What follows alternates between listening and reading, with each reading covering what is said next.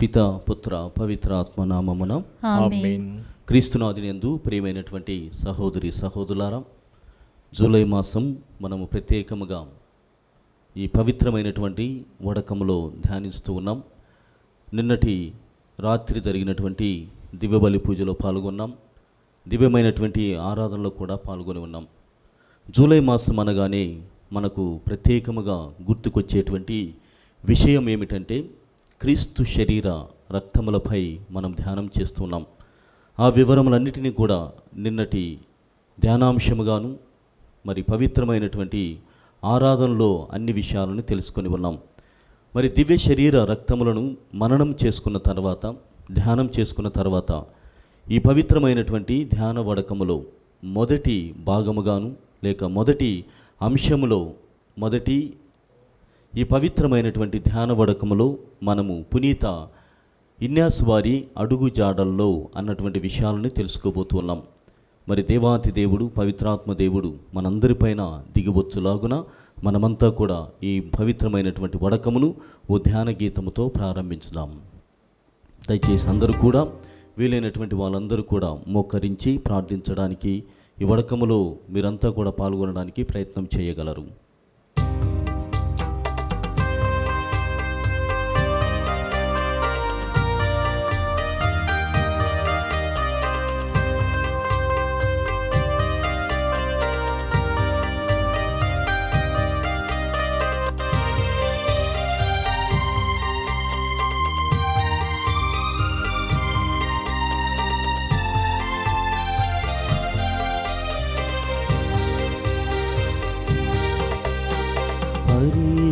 పరిశుద్ధాత్మ మాపై దిగిరా,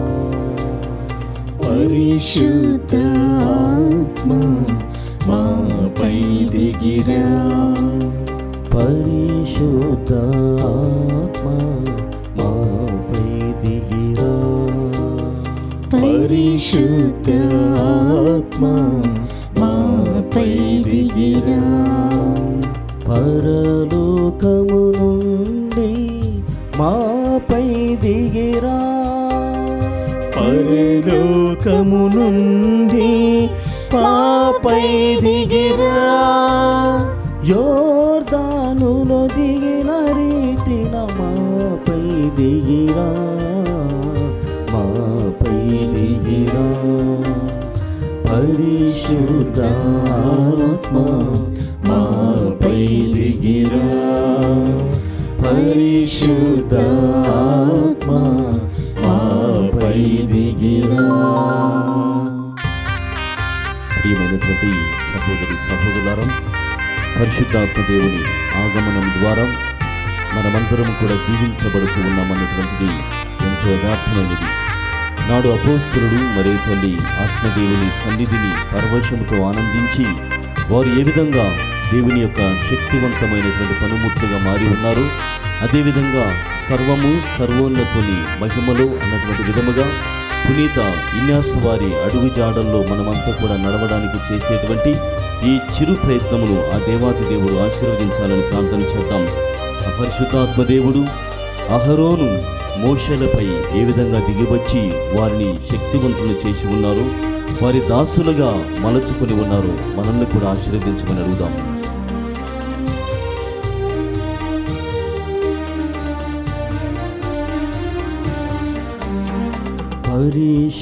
పరిశుద్ధాత్మ అభిషేకించు, పరిశుద్ధాత్మ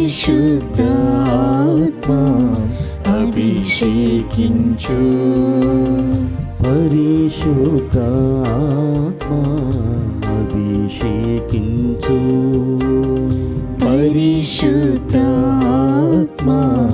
అభిషేకించు, అహరోను మోషే దావీదును, అహరోను మోషే దావీదును, అహరోను మోషే దావీదును, అహరోను మోషే దావీదును, అభిషేకించు అభిషేకించిన రీతిన మీ దాసులను అభిషేకించు పరిశుద్ధాత్మా పరిశుద్ధాత్మా మాపై దిగిరా పరిశుద్ధాత్మా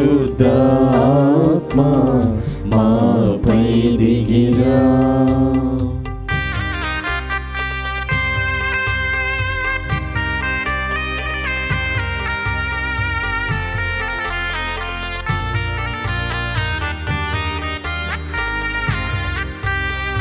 ప్రియ సహోదరి సహోదరులారా, పరిశుద్ధాత్మ దేవుడు మనపైకి వేంచేసి వచ్చినప్పుడు, ఆత్మ సన్నిధి మనలో ప్రవేశించినప్పుడు, ప్రవహించినప్పుడు, అది నదిలా మన మదిలో మన హృదిలో ప్రవహిస్తూ ఉన్నప్పుడు మన జీవితము పండేటువంటి జీవితముగా, ఫలవంతముందేటువంటి జీవితముగా మారుతూ ఉన్నది తన పరిశుద్ధాత్మ సన్నిధి ద్వారా. కావున అలాంటి భాగ్యమును ఇవ్వమని దేవుణ్ణి మనసారా వేడుకుందాం.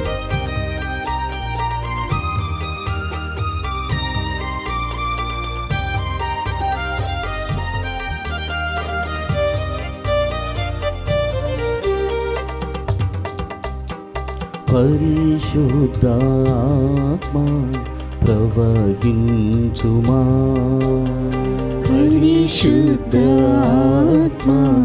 ప్రవహించుమా పరిశుద్ధాత్మ ప్రవహించుమా పరిశుద్ధాత్మా ప్రవహించుమా నదిలా మదిలో ప్రవహించుమా నదిలా మదిలో ప్రవహించుమా నదిలా మదిలో ప్రవహించుమా నదిలా మదిలో ప్రవహించుమా పండించు జీవితము పరిశుద్ధతతో పరిశుద్ధాత్మా పరిశుద్ధాత్మా మాపై దిగిరా పరిశుద్ధాత్మా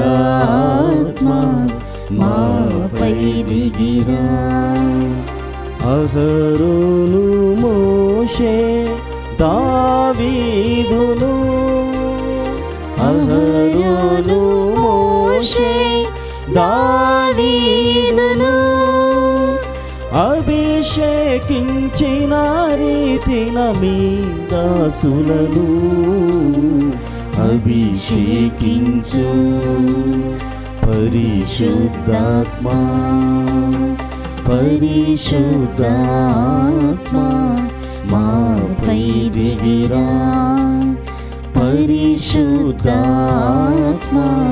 మాపై దిగిరా.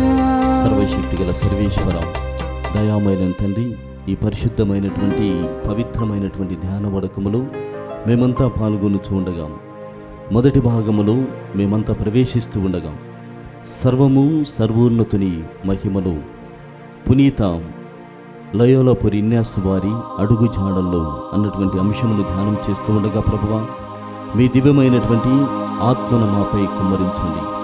మీ దివ్యమైనటువంటి ఆత్మశక్తి ద్వారా మేమంతా కూడా ఈ పవిత్రమైనటువంటి వడకములో పాల్గొనలాగున శక్తిని ప్రసాదించండి.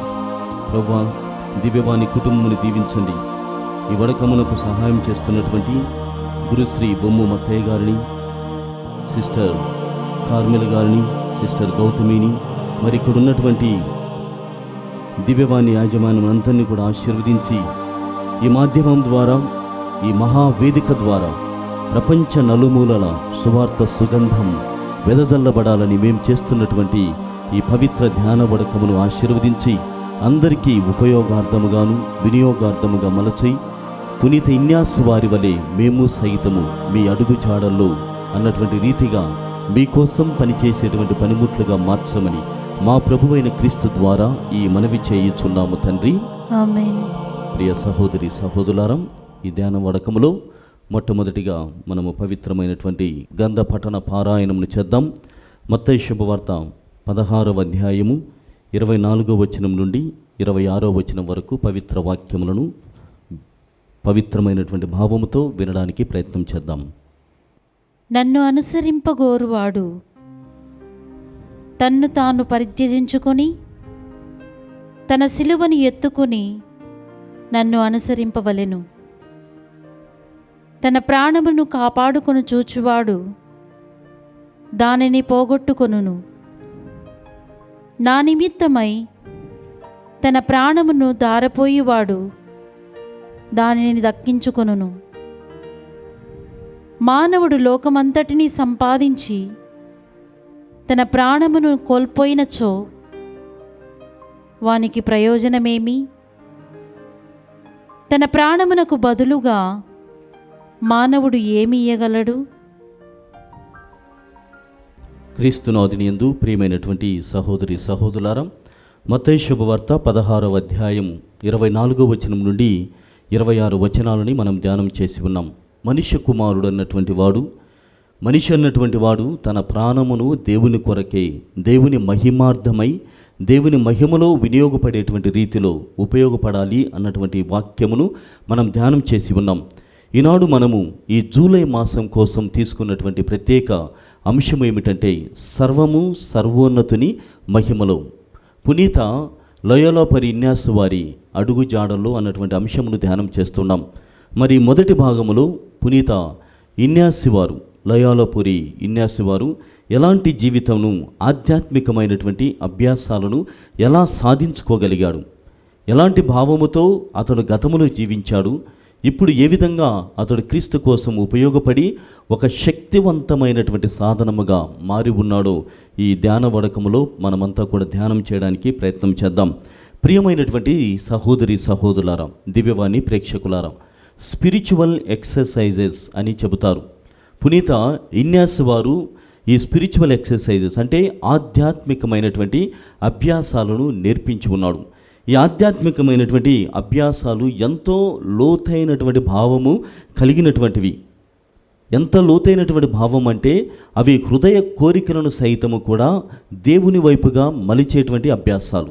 అందుకే దే ఆర్ వెరీ స్పెషల్. అంటే మన జీవితంలో అనేకమైనటువంటి కోరికలు మనకు ఉంటాయి, అదందరికీ కూడా తెలిసినటువంటి విషయమే. కానీ ఈ హృదయ కోరికలను సైతము అవి దేవుని వైపుగా మరల్చేటువంటి విధముగా, ఆ క్రమశిక్షణతో కూడినటువంటి విధముగా అవి మనకు సహాయపడతాయి. అంత లోతైనటువంటి విశ్వాస సత్యాలే ఈ ఆధ్యాత్మికమైనటువంటి అభ్యాసాలు అని మనమందరం కూడా ధ్యానం చేయాలి. ప్రియ సహోదరి సహోదరులారా, ఈ ఆధ్యాత్మికమైనటువంటి అభ్యాసాల్లో మనం గమనించినట్లయితే ఇవన్నీ కూడా అనేకమైనటువంటి అనుభవాల కలయిక, అనేక జీవితములను కలిపేటువంటి కలయిక ఇది.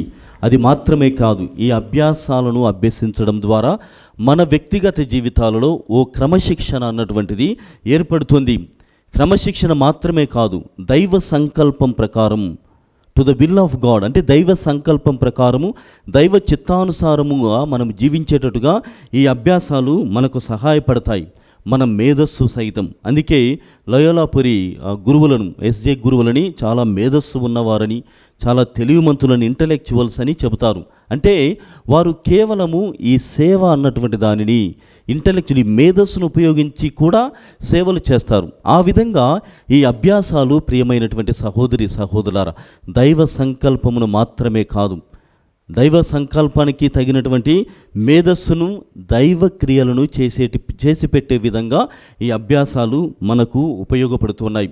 అవి అన్నీ కూడా సాధించుకున్న తర్వాత ఈ ఆధ్యాత్మికమైనటువంటి అభ్యాసాలు మనల్ని ఎక్కడికి నడుపుతూ ఉన్నాయి, ఏ విధమైనటువంటి ఏరులకి, ఏ విధమైనటువంటి స్థితులకి మనల్ని చేర్చుతూ ఉన్నాయి అని మనం ధ్యానం చేసినట్లయితే అవి మానవ సేవలో తరించేటువంటి విధంగా అభ్యాసాలు ఉపయోగపడతాయి. జీవితంలో నీవు ఎన్ని సంపాదించుకున్నావు, ఏమేమి సాధించుకున్నావు, ఎన్ని కీర్తి ప్రతిష్టలని నీ సొంతం చేసుకున్నావు, లేక ఎంత పేరు ప్రఖ్యాతులని నీవు గడించావు అన్నటువంటిది ముఖ్యము కాదు.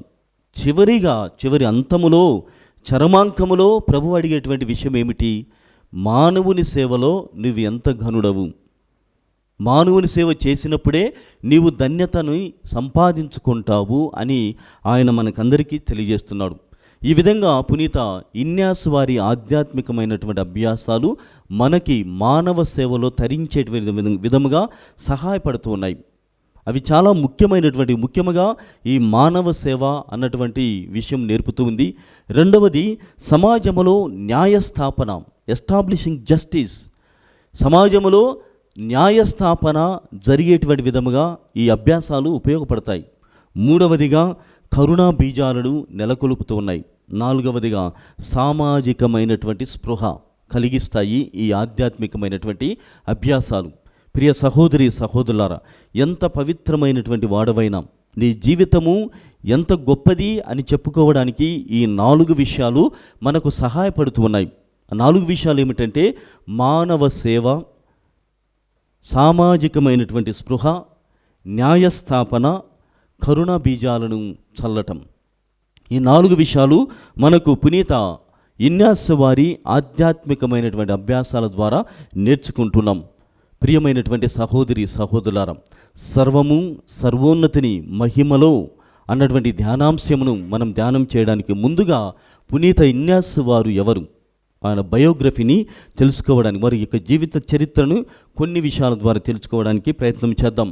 1491వ సంవత్సరంలో పునీత ఇన్యాసు వారు స్పెయిన్ అనేటువంటి దేశంలో లయోలా అనేటువంటి ప్రాంతంలో జన్మించి ఉన్నారు. 16 ఏళ్లకే, చూడండి, 16 ఏళ్లకే ఇద్దరి తల్లిదండ్రులను పోగొట్టుకున్నాడు. మనకు కూడా తల్లిదండ్రులు లేరు అనేటువంటి భావం కొన్నిసార్లు కలుగుతుంది. నా జీవితంలో కూడా జరిగినటువంటి ఒక చిన్న సన్నివేశమును పునీత ఇన్యాసు వారి అడుగుజాడల్లో నడవడానికి ఎంతో ఉపయోగపడింది అన్నటువంటి విషయాన్ని తెలియజేస్తాను. నాడు నాకు 27 సంవత్సరాలు. గురువుగా ఇంకా కేవలము 6 నెలల్లో నేను గురువు అవుతాను. గురువు అయ్యేటువంటి సమయానికి నేను గురువు కావాలని ఎంతో కాంక్షించినటువంటి నా తండ్రి 6 నెలల క్రితమే, దానికి ముందుగా 6 నెలలకు ముందుగా, అంటే గురు పట్టాభిషేకానికి ముందుగా చనిపోయాడు. ఇక్కడ చూస్తే పునీత ఇన్యాసు వారి జీవితం 16 ఏళ్లకే ఇద్దరు తల్లిదండ్రులు లేరు. అలా జీవితాన్ని మొదలుపెట్టాడు. వారి మరణం తర్వాత తల్లిదండ్రులు లేకపోతే కొంతమంది బిడ్డలు ఎంత దారుణంగా తయారవుతారంటే, లేకుంటే ఎంత ఒకవేళ పూర్తిగా మంచి వాళ్ళని అవుతారు, లేకుంటే పూర్తిగా అధోగతి స్థితికి వెళ్తారు. కానీ మన పునీత ఇన్యాసు వారి జీవితము అధోగతే అయ్యింది. రాజకుటుంబంలో జన్మించినటువంటి అతను రాజరికమైనటువంటి పనులనే చేస్తూ ఉండేటువంటి వాడు. ప్రాపంచికమైనటువంటి వ్యక్తి అని మనం ఖచ్చితంగా చెప్పవచ్చు. ప్రాపంచికమైనటువంటి ఓల్డ్ ఫిగర్, ఓల్డ్ పర్సన్, అంత ప్రపంచంలో మునిగి తేలాడినటువంటి వాడు. అందులో కూడా తనకిష్టమైనటువంటి యుద్ధవీరుడుగా అతడు పేరు ప్రఖ్యాతులను గడించి ఉన్నాడు. అయితే అది ఎన్నాళ్ళలో కొనసాగలేదు. యవ్వనములోనే అతడు ఓ యుద్ధములో ఆయన పాల్గొనుచు ఉండగా ఫిరంగి గుండు వచ్చి ఆయన తుపాకీ ద్వారా జరిగినటువంటి ఆ ఘటనలో ఆయన కాలు దెబ్బతినడం, కాలు విరిగిపోవడం అనేటువంటిది జరుగుతుంది. అదే ఆయన జీవితంలో జరిగినటువంటి మలుపు. అంటే జీవితంలో అన్నీ బాగున్నాయి, ప్రపంచంలో కావలసినటువంటి దానిని కూడా అంతటిని కూడా ఆయన సొంతం చేసుకుంటూ ఉన్నాడు. ఇంకా ఏమీ కొరత లేనటువంటి స్థితిలో ఆయన ఉంటూ ఉన్నాడు. అయితే అక్కడ జీవితంలో ఆయనకు మలుపు జరిగింది. ఆ మలుపు ఏమిటంటే అతడు బెడ్ రిడన్ కావడం, అనారోగ్య పరిస్థితి అవస్థలో అతను ఉంటూ ఉన్నాడు. ఆ అవస్థ ఏమిటి? కాలు విరిగిపోయింది. అతను అలానే ఉంటూ ఉన్నాడు. అయితే ఎక్కడా కూడా నాకు ఇంత జరిగింది, నేను ఈ బాధలో ఉన్నాను అన్నటువంటి భావమే లేదు. మళ్ళీ నేను తిరిగి లేస్తాను, నేను మళ్ళీ సాధించుకుంటాను, ఈ కాలుని మళ్ళీ సరిచేసుకుంటాను అన్నటువంటి తారాస్థాయి కాన్ఫిడెన్స్ ఆయనది, పునీత ఇన్యాసు వారిది. అయితే ప్రియ సహోదరి సహోదరులారా, మాకు బాగా గుర్తు, నేను కొడైకెనాల్లో ఇగ్నేషన్ రిట్రీట్ 1 month కొడైకెనాల్లో చేసేటప్పుడు ఫాదర్ సెల్వరాజ్, SMS అని చెప్తారు ఆయన పేరు, సెల్వరాజ్ ఫాదరు మాకు చెప్పాడు. ఆ కాలు ఎంతగా బాధాకరమైనటువంటి స్థితికి వెళ్ళిందంటే అది ఎక్కడో విరగలేదు, లేకుంటే ఒక లెవెల్ అన్నటువంటిది కోల్పోయింది, స్థానాన్ని కోల్పోయింది. అంటే ఈ రెండు కాళ్ళు సమంగా, మనకు కాలు ఇలా వేస్తే ఈ కాలు ఇలా వస్తుంది, కానీ అతనికి కొంచెం కుంటిగా మారింది. అంటే యాంపుటేషన్ అనేటువంటిది జరిగినటువంటి విధంగా ఫాదర్ గారు చెప్పారు. అంటే అతడు రెండు కాళ్ళు సమమైనటువంటి స్థితిలో లేవు. ఓ వైపున తను ప్రేమించినటువంటి ప్రియురాలు ఉంది, తన కోసము ఎంత చూపెట్టుకోవాలనో అంత చూపెడుతున్నాడు. అందుకే ఈ పరిస్థితిలో కూడా అతడు తగ్గడం లేదు. నేను మళ్ళీ తిరిగి లేస్తాను అన్నటువంటి భావముతో ఆ వస్త్రాలు, రాజరికపైనటువంటి వస్త్రాలను ఎక్కడా కూడా వదలలేదు. తర్వాత జరిగినటువంటి ఈ దెబ్బలు, ఈ కాలు విరగడం అనేటువంటి దాన్ని వేరే ఫుట్ స్టెప్ని ఆనుకొని కనిపించుకొని అతడు లెవెల్గా నడవాలి అన్నటువంటి తత్వముతో ఉన్నాడు పునీత లయోలాపురి ఇన్యాస్ వారు.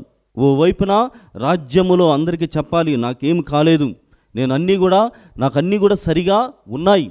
ఓవైపున తను ప్రేమించినటువంటి ప్రియురాలికి కూడా నేను అవిటి వాడను కాదు, అందరూ లాంటి వాడనే, నాకు ఏమీ కూడా ప్రాబ్లం లేదు, ఏ సమస్య కూడా లేదు అన్నటువంటి ఆలోచనని అతను బయట పెట్టాలి. ఈ నేపథ్యంలో తగ్గకూడదు, నాలో ఉన్నటువంటి ఆ కసి తగ్గకూడదని చెప్పి ఆయన అక్కడ ఉన్నటువంటి వారిని కొన్ని పుస్తకాలని అడుగుతున్నాడు. మంచంలో పడి ఉన్నాడు. ఆ పుస్తకాలు ఏమిటంటే యుద్ధానికి సంబంధించినటువంటి పుస్తకాలు మరియు రొమాంటిక్ బుక్స్ అని చెప్తారు. శృంగారానికి సంబంధించినటువంటి ఆ పుస్తకాలను మాత్రమే అతను తెప్పించుకోవాలని ప్రయత్నం చేస్తున్నారు. కానీ అతని దురదృష్టం, తాను కావాలనుకున్నటువంటిది ఇక్కడ జరగడం లేదు.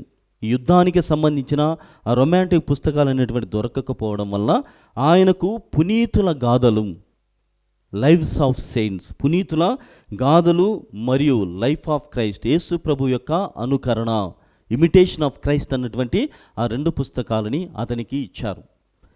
దిక్కులేనటువంటి పరిస్థితిలో ఉన్నప్పుడు, ఇంకా ఏ అవకాశం లేనటువంటి ఆ పరిస్థితిలో ఈ పునీతుల యొక్క గాథలని మరియు క్రీస్తు ప్రభు యొక్క అనుసరణ అనేటువంటి ఆ రెండు పుస్తకాలని అతడు చదవడం ఆరంభించాడు. అలా చదవడం ఆరంభించడం ద్వారా అతను తెలుసుకున్నటువంటి విషయం ఏమిటంటే, ఎంతో త్యాగము, ఎవరిలో? పునీతులలో ఎంతో త్యాగము ఉన్నది. ఈ పునీతులు ఎంతగా కష్టపడి త్యాగపూరితులై క్రీస్తు ప్రభు కోసం జీవించారు. కావున త్యాగము మరియు క్రీస్తు కోసం జీవించడం అన్నటువంటి రెండు సత్యాలని అతను తెలుసుకోగలిగాడు. అలా తెలుసుకొని స్ఫూర్తిని పొంది నేను సైతము వీరి వలె మారతాను, వాళ్ళు పునీతులైనప్పుడు నేనెందుకు కాకూడదు? ఈరోజు ఒక పునీతుని యొక్క గాథ ఈ పుస్తకములో వ్రాయబడి ఉంది. ఆ పుస్తకాన్ని నేను చదువుతూ ఉన్నాను, ప్రేరణ పొందుతూ ఉన్నాను, స్ఫూర్తిని పొందుతూ ఉన్నాను. కావున నేను సైతం అలాంటి పునీతుడనే అవుతాను. యుద్ధ వీరుడిగా కాదు, ఒక మంచి ప్రియుడు అన్నటువంటి విధముగా కాదు, నేను సైతము దేవునికి ఇష్టమైనటువంటి రీతిలో యేసు ప్రభు కోసం జీవించినటువంటి ఆ పునీతుల వల్లే నేను సైతము కూడా పునీతుణ్ణి అవుతాను అన్నటువంటి ఆలోచనతో అతడు ముందుకు వస్తున్నాడు. దీనినే ఈ calls that process, whole process as a discernment, దానినే హృదయ కాంక్ష అని చెబుతున్నాడు. నా హృదయము అసలు ఏం కోరుకుంటుంది? నేను కోరుకోవడం వేరు. This is what I want to become, అది నేను కోరుకునేది. కానీ what my heart desires truly, నా హృదయము కోరుకునేటువంటిది ఏది అని కనుగొనడమే ద డిజర్న్మెంట్ ప్రాసెస్. నా హృదయానికి నేను ఏమి ఇవ్వాలి, నా హృదయం నిజంగా ఏమి కోరుకుంటుంది, దాన్ని మనం ఆత్మ అని కూడా చెబుతాం. నా ఆత్మకు నేనేమి బదులివ్వాలి? మనం ఈనాడు మొదటి ప్రత్యేకమైనటువంటి పఠనాన్ని చదువుకున్నాం. మత్తయి శుభవార్త 16వ అధ్యాయం 24 నుండి 26 వచనాలు, కేవలం 3 వచనాలు. అందులో మనుష్యుడు అన్నటువంటి వాడు తన ప్రాణమును కాపాడుకోవాలని ప్రయత్నం చేస్తే అది కోల్పోతాడు. తన ప్రాణమును త్యజించడానికి ప్రయత్నం చేస్తే దాన్ని కాపాడుకుంటాడు. చివరికి లోకమంతా సంపాదించి ఆత్మను కోల్పోతే లాభం ఏమిటి అన్నటువంటి సత్యాన్ని ఆయన కనుగొన్నాడు. దానినే హృదయ కాంక్ష, దైవ సంకల్పం, వెదకుట, డిజర్న్మెంట్ అని ఆయన చెబుతున్నాడు. ప్రియమైనటువంటి సహోదరులారా, ఆ విధంగా అతడు ముందుకు రాగలిగాడు. క్రీస్తు ప్రభు యొక్క అనుసరణని కొనసాగించి సేవా పదము అన్నటువంటి దానిని ఎన్నుకున్నాడు. సేవా పదము మానవ సేవ, మాధవ సేవ అన్నటువంటి రీతిలో మానవునికి చేసిన ప్రతిదీ కూడా దైవానికి సంబంధించినటువంటిది అవుతుంది అని తన మొదటి లక్ష్యముగా సేవా పదమును ఎన్నుకొని ఉన్నాడు. రెండవదిగా ఈ సేవా పదములో నాకు నచ్చినటువంటి మనుషులు కాదు, లేక నా శరీరము కోరుకున్నటువంటి మనుషులకు సేవ చేయడం కాదు, దైవ సంకల్పము, దైవ చిత్తము ఎవ్వరికి చేయమని నాకు బోధిస్తుందో వారికి మాత్రమే నేను చేయడానికి సిద్ధపడుతున్నాను అని ఆయన ముందుకు వస్తున్నాడు. ప్రియమైనటువంటి సహోదరి సహోదరులారా, ఆ విధంగా మరి ఇవన్నీ చేయడానికి నాకు తగిన శక్తి కావాలి, నాకు తగినటువంటి దైవం యొక్క భరోసా కావాలి, దైవ శక్తి నాకు కావాలి అని ఓ తీర్థయాత్రను మొదలు పెడుతున్నాడు. మరియ తల్లికి సంబంధించినటువంటి ఓ కొండ గుహ దగ్గరికి అతడు వెళ్తున్న మన్రెస్ అనేటువంటి ఆ ప్రాంతానికి అతడు వెళ్తూ ఉన్నాడు. అక్కడికి వెళ్ళి కొద్ది రోజులు ధ్యానం చేసిన తర్వాత ఆయన చెబుతున్నాడు, ఇదిగో ఈ ఖడ్గము, తన దగ్గర ఉన్నటువంటి ఖడ్గమును మరియ తల్లి పాదముల చెంత ఉంచి, నాడు నేను ఒక మహా గొప్ప యుద్ధ వీరుణ్ణి, సర్వ సైన్యాధ్యక్షుణ్ణి కావాలని నేను ప్రయత్నం చేశాను, ఈ ఖడ్గముతోనే నేను ఇవి సాధించుకుంటానని ప్రయత్నం చేశాను, కానీ ఈ ఖడ్గమును నీ పాదముల చెంత నేను ఉంచుతూ ఉన్నాను.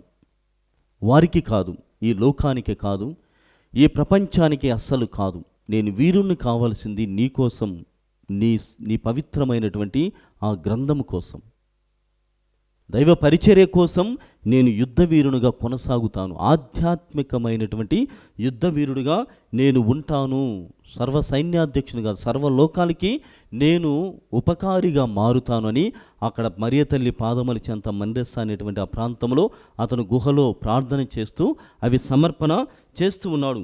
ఆ విధంగా ప్రియమైనటువంటి సహోదరి సహోదరులారా, అది జరిగిన తర్వాత ఆయన జీవితంలో ఇంకా కొద్దిగా కొరత, అన్సర్టనిటీ, డెజల్యూషన్ అని చెప్తారు, అనిశ్చితి మరియు నైరాశ్యము, ఈ రెండు కూడా తారాస్థాయికి చేరాయి. ఇంకా ఒక ఫిగర్ అన్నటువంటిది, నేనేం చేయాలి, ఏం సాధించాలి అన్నటువంటిది ఆయనకు సరిగా తెలియటం లేదు. ఆ తెలియనటువంటి తలంలోనే ఆ మన్రెస్ అనేటువంటి ఆ ప్రాంతంలో ఆ గుహలో అతను ప్రార్థన చేస్తూ ఉండగా he had a mystical union of God, mystical experience of God, దేవుని యొక్క ప్రసన్నతని, దైవ దర్శనాన్ని ఆయన పొందాడు.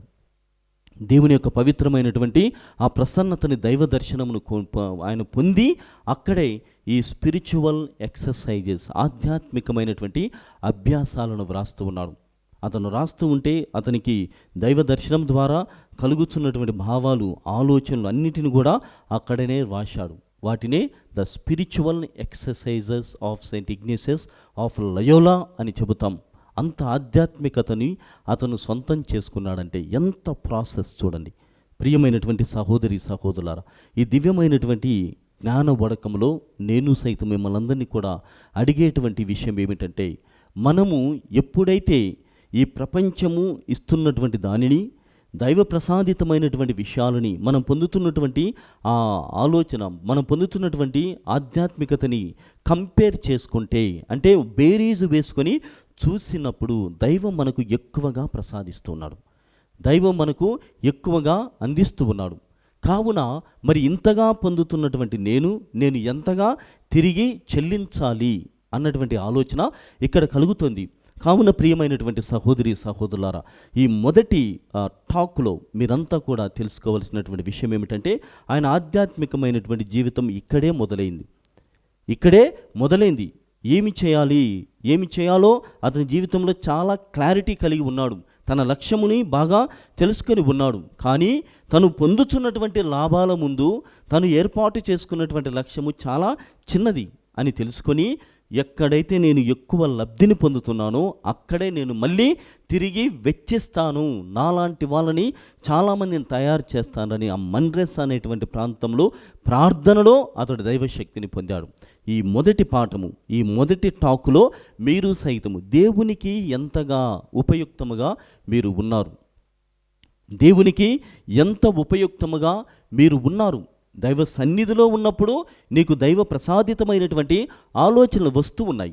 కాబట్టి నాడు ఇన్యాసు వారు పొందినటువంటి ఆ మేలులు, ఆ దర్శనం, ఆ దైవ సన్నిధి నీకు కావాలని నీవు ఈ సమయంలో నిశ్చయము చేసుకున్నట్లయితే దేవుని సన్నిధిలో ఉండడానికి ప్రయత్నం చేయండి. నిన్నటి దినమున మనమంతా కూడా ఈ పవిత్రమైనటువంటి ఆరాధనలో పాల్గొని ఉన్నాం. దివ్య శరీర రక్తముల ద్వారా మనము ఎంత లాభాన్ని పొందుతాం, వాటి ప్రాశస్తత విశిష్టతని గురించి తెలుసుకున్నాం. ఈ పాఠములో, ఈ మొదటి టాకులో ఒక పునీతుడు ఎంత గొప్పగా ఉపయోగపడుతున్నాడో కూడా తెలుసుకుంటున్నాం. కావున ప్రియమైనటువంటి సహోదరి సహోదరులారా, దైవానికి సమయం ఇవ్వమని ఈ మొదటి పఠనం ద్వారా, లేకుంటే మొదటి పాఠం ద్వారా మిమ్మల్ని అందరినీ కూడా అర్థిస్తున్నాను. దయచేసి మీరందరూ కూడా ఈ ధ్యాన వడకంలో పాల్గొనడానికి ప్రయత్నం చేయండి. మీ బంధువులకి, లేక మీకు ఎవరైతే ఇబ్బందికరమైనటువంటి పరిస్థితుల్లో ఉన్నారో వారందరికీ కూడా తెలియజేయడానికి ప్రయత్నం చేయండి. మరి మధ్యాహ్నం మళ్ళీ మనం కలుసుకోబోయే ముందు అప్పటి వరకు మీరు ఈరోజు మనం చదువుకున్నటువంటి ఈ వాక్యమును ధ్యానం చేయడానికి ప్రయత్నం చేయండి. మత్తయి శుభవార్త 16వ అధ్యాయము 24వ వచనం నుండి 27 వచనాలని దయచేసి ధ్యానం చేయడానికి ప్రయత్నం చేద్దాం. ఇప్పుడు అందరం కూడా మోకరించి చిన్న ప్రార్థన చేసుకుందాం. సర్వశక్తిగల సర్వేశ్వర, దయామయులైన తండ్రి, సర్వము సర్వోన్నతుని మహిమలో ఉండాలి, మహిమ కోసం మహిమ కొరకై జీవించాలి అన్నటువంటి ప్రధానమైనటువంటి అంశముతో మేమంతా కూడా ఈ పవిత్రమైనటువంటి ధ్యానములో పునీత ఇన్యాసు వారి అడుగుజాడల్లో నేర్చుకోవడానికి ప్రయత్నం చేస్తున్నాం. ఈ పాఠంలో, ఈ మొదటి పాఠంలో ప్రభువా, మేమంతా కూడా ఆయన ఎంతగా జీవితంలో లక్ష్యము కలిగి ఉన్నాడు, అంతకు మించి మీకోసం జీవించాలన్నటువంటి తత్వమును ఆయన నేర్చుకున్నాడు. సర్వము దేవుని నుండి వస్తూ ఉన్నప్పుడు మరి సర్వాంతర్యమైనటువంటి ఆయన కోసం నా సర్వస్వాన్ని ఎందుకు పెట్టకూడదు అన్నటువంటి ప్రశ్నతో తన జీవితాన్ని మొదలుపెట్టి ఉన్నాడు. సర్వశక్తి గల సర్వేశ్వర, ఎంతోమంది ప్రయత్నం చేస్తున్నారు ప్రభువా.